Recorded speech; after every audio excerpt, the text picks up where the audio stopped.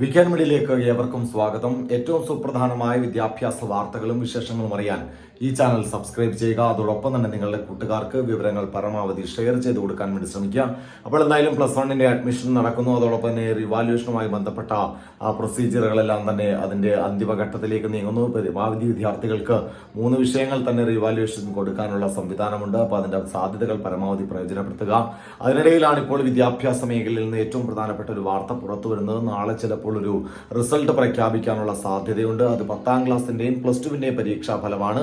State സിലബസിലെ നമുക്കറിയാം 10ാം ക്ലാസിന്റെ result പ്രഖ്യാപിച്ചു കഴിഞ്ഞു. +2വിന്റെ റിസൾട്ടിന് വേണ്ടി കാത്തിരിക്കുന്നതിനിടയിൽ CBSE പരീക്ഷാ ഫലം നാളെ വരുമെന്നുള്ള അഭ്യൂഹങ്ങളൊക്കെ പുറത്തു വരുന്നുണ്ട്. അതിന്റെ കൺഫേം ആയിട്ടുള്ള ഒന്നും പറഞ്ഞിട്ടില്ല. നാളെ രാവിലെയോടുകൂടി നമുക്ക് CBSE റിസൾട്ടിന്റെ കാര്യം അപ്ഡേറ്റ് ആയിട്ട് അറിയാൻ കഴിയും. അപ്പോൾ എന്തായാലും ഇപ്പോൾ മനസ്സിലാക്കുന്നത് പല ഗ്രൂപ്പുകളും അധ്യാപക സംഘടനകളുടെ അടക്കം ഗ്രൂപ്പിൽ ഷെയർ ചെയ്യുന്നത് CBSEയുടെ പരീക്ഷാ ഫലം നാളെ ഉണ്ടാകും എന്നുള്ളതാണ്. 10ന്റെയും +2വിന്റെയും പരീക്ഷാ ഫലം നാളെ പ്രഖ്യാപിക്കുമെന്നുള്ള ചില അഭ്യൂഹങ്ങളൊക്കെ പുറത്തു വരുന്നുണ്ട്. എന്തായാലും അതുമായി ബന്ധപ്പെട്ട് കൃത്യമായ സ്ഥിരീകരണം ഇതുവരെ ഉണ്ടായിട്ടില്ല.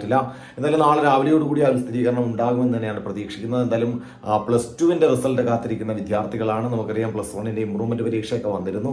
അതിന് +2 പരീക്ഷ എങ്ങനെയായിരിക്കും, 10ന്റെ റിസൾട്ട് ഫുൾ A+കളുടെ എണ്ണം കുറഞ്ഞതൊക്കെ വലിയ ആശങ്ക +2 വിദ്യാർത്ഥികൾക്കിടയിൽ സൃഷ്ടിച്ചിട്ടുണ്ട്.